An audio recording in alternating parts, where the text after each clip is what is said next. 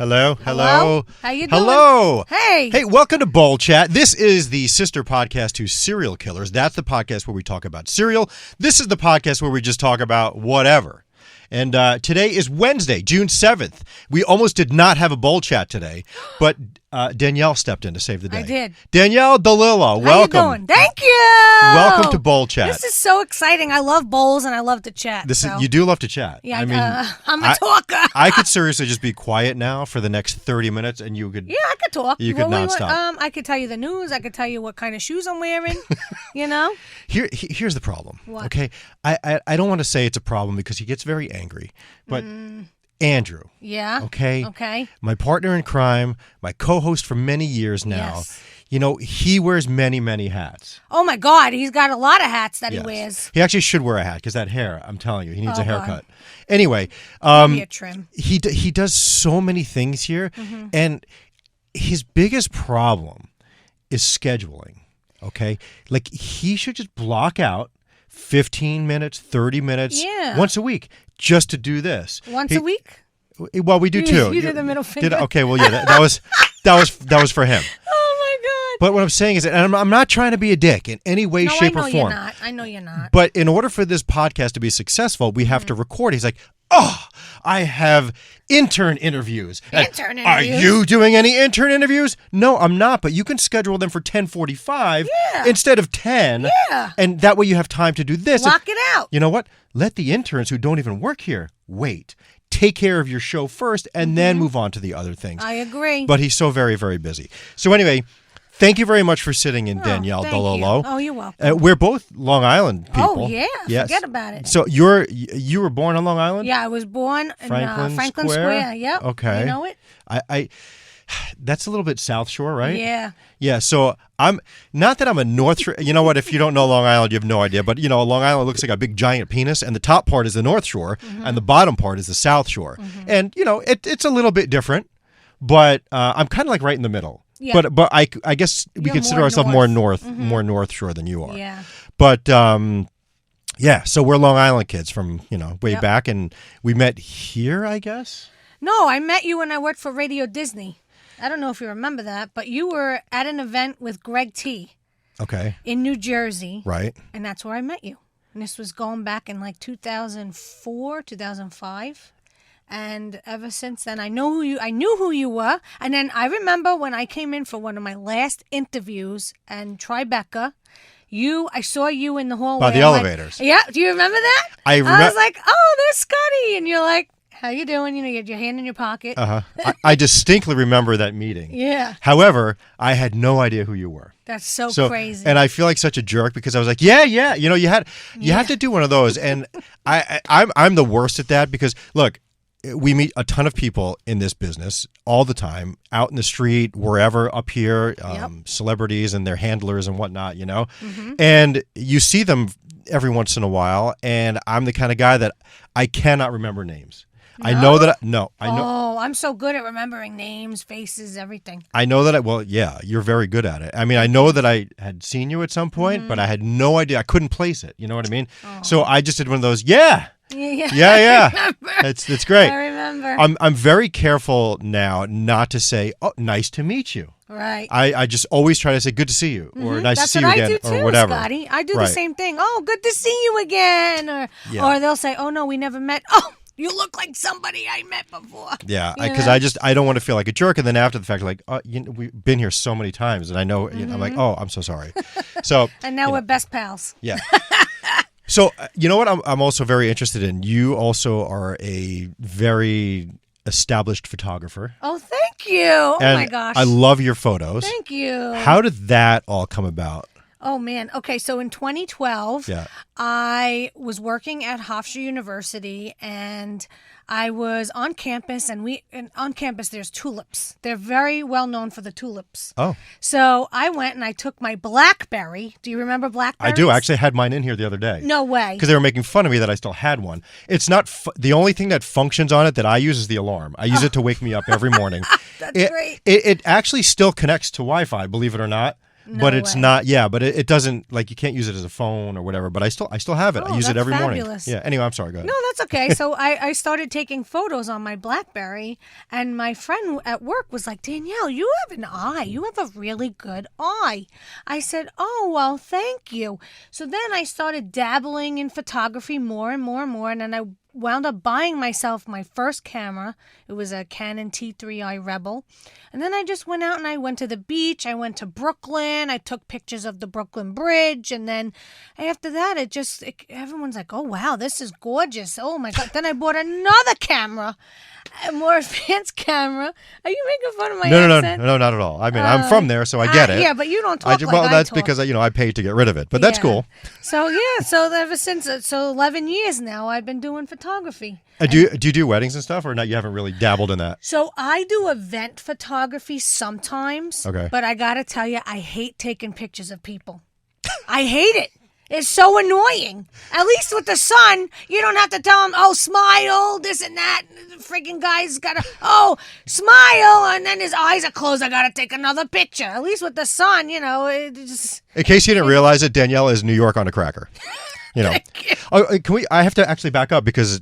I mean, some people know who you are because of Elvis Duran show. Mm-hmm. You're on every once in a while, but who are you and what do you do? Why are you here? What? Oh my God! So I'm Danielle Dellilo. Mm-hmm. I'm from Franklin Square, Long Island, as Scotty said. I actually live in Long Beach now on the boardwalk, which is great. I don't live under the boardwalk. I live above. Not yet. It. No, not yet. The rent is getting up there, so I might have to move under the boardwalk. But I started in radio in 1997 at Hofstra University at WRHU. I listen to that every once in a while. Do you? I do. 89? 88.7 88.7? Okay. Yep. And then from there, I interned at PLJ and MTV, and I got my first job on the air at 92.7 WLIR. I did overnights. And did you talk like that? I did talk a little bit like this. Okay. No, but I actually can shut off my accent, which is, I think, is awesome. That's a plus. It is. Yeah. So if you ever had to move to, like, Des Moines... You could kind of be neutral? If I move to Des Moines, I can kind of lose the accent. I don't know. I think people will still hear it. Of course. But, so I've been in promotions and marketing since 1998, 99. And what's your title here now? I'm a promotions director, an artist relations director, publicity. I also oversee the Dunkin' Latte Lounge where all the emerging artists come in and perform. Is there coffee in there? Sometimes. Okay. Yeah, sometimes if I feel like go getting a box of Joe, I bring it in. Oh, they didn't move the big fancy machine over from Tribeca? No, they didn't move it. Can you believe it's still there? Are you serious? That's insane. Yeah, they have to move it. What's a Dunkin' Lounge without Dunkin' coffee? Well, now we're getting, between us, like some coffee spouts in there. Coffee spouts? Yeah. They just spouts? Yep. Okay.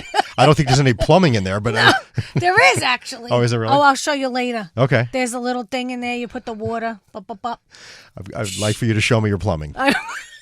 Thank you. I don't know if you want to see my plumbing. So you've been here for a long time now. I'm here 7 years. This was my dream job, working at iHeart, which was Clear Channel. And when Elvis and everyone started in, 96... I was like, oh, I wanna work there one day. But you were you were in diapers. No, I wasn't. I was in high school. Okay. I graduated high school in 1997. All right, so then you're just a little bit younger than me. That's a little, cool. Not by a lot. I mean, let's see, today's the 7th. Yeah. So on the 15th of this month, I will have been here for 28 years.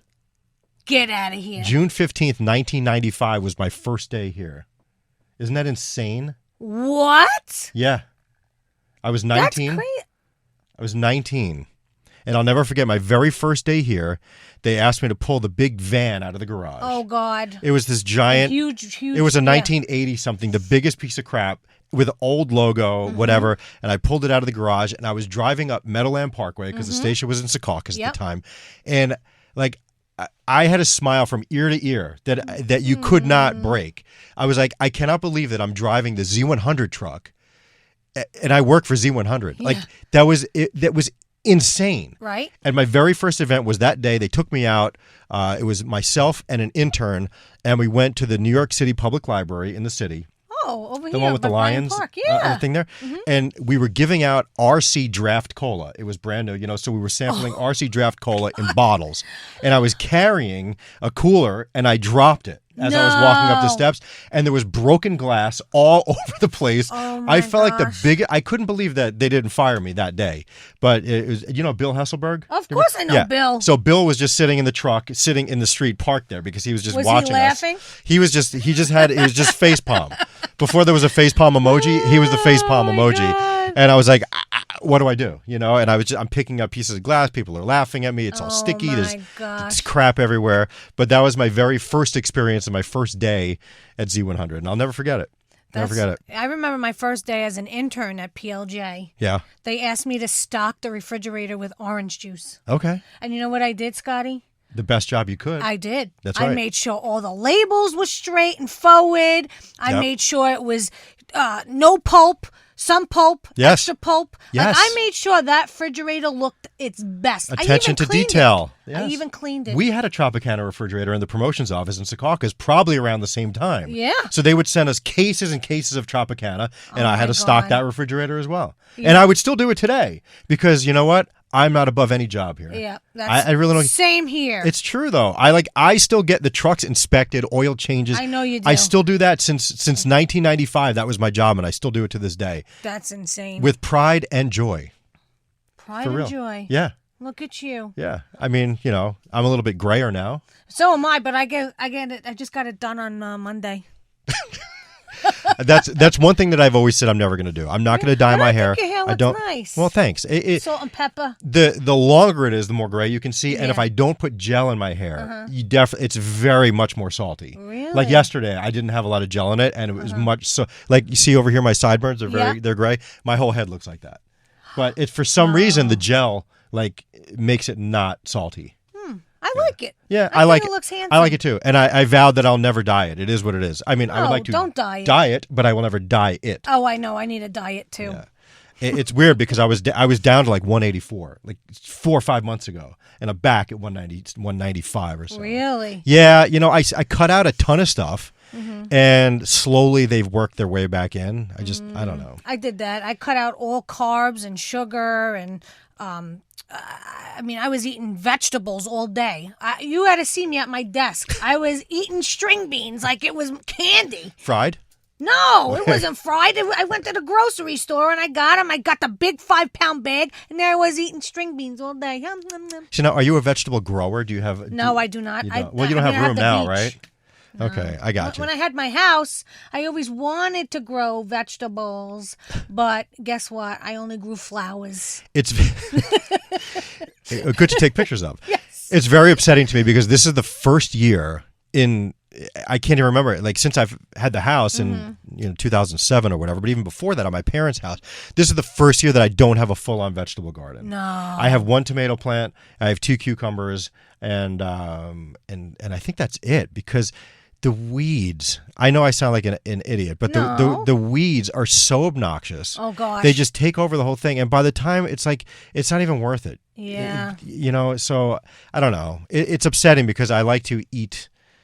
I don't know. What you grow? Yeah, that. Yeah. I like that too, but I never. That. My grandparents used to grow basil in the backyard, tomatoes to make their Sunday sauce. Yes, tomatoes, all the Italian things, and their spices. But they're not here anymore. Herbs. So. Herbs. I know Herb. I went to high school with him. Oh yeah, I bet there were a bunch of herbs in your high school. Yes, a ton. So where'd you go to high school? I went to high school in Plainview, which is weird because my kids go to the same schools as I did. And it's crazy. It's crazy. And the nuttiest thing was that my oldest daughter had a teacher in elementary school that was there when I was there. Which is insane. No. If I would have had that teacher, it would have been full circle. But when I was in 4th grade, it was her very first year there. Oh, that's why. Yeah, but she's still there. She's still there now. She don't want to retire. No, well, she's not that old. I mean, you can think about it. It's 40 years ago. Jeez, so if she's got to be in her 60s. Yeah, now. if she started right out of college when Right? she was 22 or whatever it is, and she's probably maybe 65 at best at this point, which is still relatively young. I mean, So it's weird though because when we were kids, it didn't matter. Every teacher was old, even if they were in their 20s. Old battle axe. when I went to Sewanaka, my mother went to Sewanaka, and Sewanaka. So you know Sewanaka? I do. Yeah, Floral Park. Yeah. So my mother had Miss Foreman as a gym teacher. It was her first year, and then I had Miss Foreman back in 1995. That's crazy. And she's like, "Oh, you look familiar." I said, "Oh, my mother had you." "Oh my God, your mother had me." She goes, "I'm not that old." It's crazy though. But I mean, a career is, I don't know, 30, 40 years at least, right? So it's bound to happen at some point. And it's very rare in our business to have a career that long. You're right. And no, I always tell people when they ask me how long I've been here, I'm like, that's not normal. Not normal. In radio years. Like in radio years, I've been here 200 years. Right, you know? exactly. That's crazy and it's a very nomadic business. At least it used to be anyway. You know, people would move all around the country before they would finally settle down in one place. They'd be there for a bunch of years and then they'd get fired from there and they'd move somewhere else. But I mean, I've been incredibly lucky that I started my career on Long Island. I started at BLI when I was 15. Oh my gosh, I can't believe that. Right, so I was there 15, 16, 17, 18. I moved to Iowa when I was 18. I remember Here's that. your Cedar Rapids shout out, Andrew. And I was there for 10 months or 11 months, whatever it was. I always get the number wrong, but I was there from June until May, so it was 10 or 11 months. Wow. And then I came back from Iowa, and I started working here in June of 95, and I've been here ever since. Can you believe that? No, I can't. know. And I love it as much as that first day smiling ear to ear down Meadowland Parkway. I still wake up every morning at 3:52, and it's miserable, but I'm like, I'm going to do the job that I love. Yeah. You know, I mean, look, it may not pay the bills sometimes, but Trust me, I know. I always like, is it better for you to be happy in what you do and just kind of get by, or be miserable? Like a lot of people I know they're in finance or they're in, whatever, and they're miserable. They hate their lives. They hate their jobs. But you know what? They got 3 Mercedes in the driveway. Yep. I mean, there's got to be some happy medium there somewhere. But, no, I agree. And it's funny you say that because I look at my friends who went to college for marketing or finance, blah, blah, blah. And that's what they do. Like, that's it. You know, like for us, we can do a plethora of things, plan events, do production, do audio, and now we got, the video stuff and radio, which, they say video killed a radio star. Yeah, but here we go. It's happening again. Right? Exactly. So, it's funny when people are just like, "Oh, I do finance. I work with numbers." Okay. Is there anything else you could do? No, not really. Yeah, you're stuck doing one thing. Yeah. But anyway, look, this was wonderful talking to you. I had so Thank you much for fun, sitting Scotty. in. Normally we go longer than this, but they just finished up in there, and I need Elvis to come in here and record his commercials. And he's going to come banging on the door any minute. That's okay. Maybe he'll join us for a bowl chat. Thank you very much for listening to Bowl Chat. Sorry that it was so short, but had to give you something because, Andrew's doing his thing, and I can't knock him. I just wish that he would get his schedule a little bit better. I'll help him with that. Yes, please. Yeah, I'll help him You're with very that. multifaceted, so you can help with you. that. Please follow us on all platforms at Serial Killers PC. You can check out our serial website, serialkillerspc.com. And we'll see you on Monday with an all-new episode of Serial Killers. Until then, say clink, Danielle Dellilo. Oh. You're going to drop these in here. Ready? Say clink. Clink. Clink. Woo, I love that. Mm-hmm. Say something very New York. Very New York. Oh, very good.